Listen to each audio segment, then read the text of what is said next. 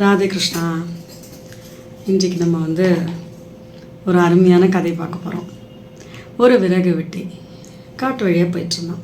அப்போ பார்த்தா ஒரு மரத்தடியில் நல்லா தூக்கம். ஒருத்தர் தூங்கிட்டுருக்கிற பார்த்துட்ட உடனே விறகு வெட்டி நினச்சான், சிச்சோ என்ன மாதிரியே அவனும் கஷ்டப்பட்டு விறகு வெட்டியிருப்பான் போல் இருக்கு, எப்படி தூங்குறான் பார் அப்படின்னு சொல்லிட்டு போயிட்டான். கொஞ்சம் நேரம் கழித்து ஒரு திருடன் வந்தான் அந்த பக்கமாக. அவன் என்ன நினச்சான், என்ன மாதிரி ராத்திரியெல்லாம் திருடியிருப்பான் போல் இருக்கு, இப்படி அசந்து தூங்குறான் பாருப்பா அப்படின்னு நினச்சான். அவன் போயிட்டான். அடுத்ததாக ஒரு குடிகாரன் வந்தான். அவன் என்ன நினச்சான், காத்தாலேயே தண்ணியை போட்டு படுத்துட்டான் பார்த்தியா அப்படின்னு நினச்சான். அவன் போயிட்டான். அதே வழியாக ஒரு துறவி வந்தார். அவர் பார்க்குறாரு, இப்படி சுட்டரிக்கின்ற வெயிலில் கூட இந்த மரத்தினுடைய நிழலில் எந்தவித சலனமும் இல்லாமல் படுத்து கொண்டிருக்கின்றாரே, இவர் ஒரு துறவியாக இருக்கும் போல் இருக்கு அப்படின்னு நமஸ்காரத்தை பண்ணிட்டு போனாராம். ரொம்ப அருமையான விஷயம் இதில் ஒளிஞ்சிருக்கு. என்னன்னு புரிஞ்சுதா? நம்ம பார்க்குற எண்ணத்தில், அதாவது நம்ம பார்க்குற பார்வை, நம்ம எண்ணங்களுடைய பிரதிபலிப்பு இரண்டும் சேர்ந்தது தான் விஷயம். நம்ம நல்லவர்களாக இருந்து விட்டு மற்றவர்களை பார்க்கும்பொழுது, ஓ அவர்களும் நல்லவர்கள் தான் அப்படின்னு நம்ம மேம்போக்காக சொல்லிடுவோம்.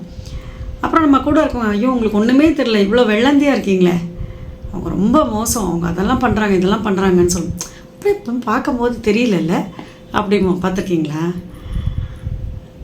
சிலரை பார்க்கும் பொழுது நமக்கு அந்த வெளிப்பாடு, சிலர் ரொம்ப நல்லவர்களாக பேசுவார்கள், ரொம்ப கைண்டாக இருப்பாங்க, சரி இவ்வளோ நல்லா ஆட்கள் பார்த்தியா அப்படின்னு நினச்சிட்டு வருவோம். ஆனால் அவர்களுள்ள வேறு விஷயங்கள் இருந்திருக்கலாம், நமக்கு தெரியாது. என்ன சொல்ல வரீங்கன்னு தானே கேட்குறீங்க. நம்ம பார்த்து ஒரு விஷயத்தை ஒருத்தரை நல்லவங்கன்னு நினச்சிட்டோம் போயிடலாம், அவ்வளோதான். அதுக்கப்புறம் அவர்களை உட்காந்து டெஸ்ட் பண்ண வேண்டிய அவசியம் இல்லை. இது ஒன்றும் பழம் அல்ல, ஒரு பீஸை போட்டு அது உள்ளே பழுத்துருத்தா இல்லையான்னு பார்க்குறதுக்கு. Let them have their own style of living, அவ்வளோதான்.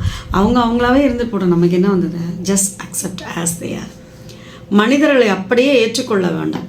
பகவத்கீதையில் சொன்ன மாதிரி அவர்களை திருத்த போனோன்னா நம்ம தான் பைத்தியம் மாதிரி ஆகிடுவோம். அதனால் இவர்கள் இப்படித்தானா, நகர்ந்து விட்டே போகலாம். ஆனால் பார்க்கும் பொழுதே இவர்கள் அப்படியாக இருக்குமோ அப்படியே, ஏன்னா சிலருக்கு அந்த மாதிரி எண்ணங்கள்லாம் உண்டு. அவர்கள் அப்படியே ரிசர்ச்லாம் பண்ணுவாங்க பார்த்துட்டு. அதுக்கெலாம் அவசியமே இல்லை.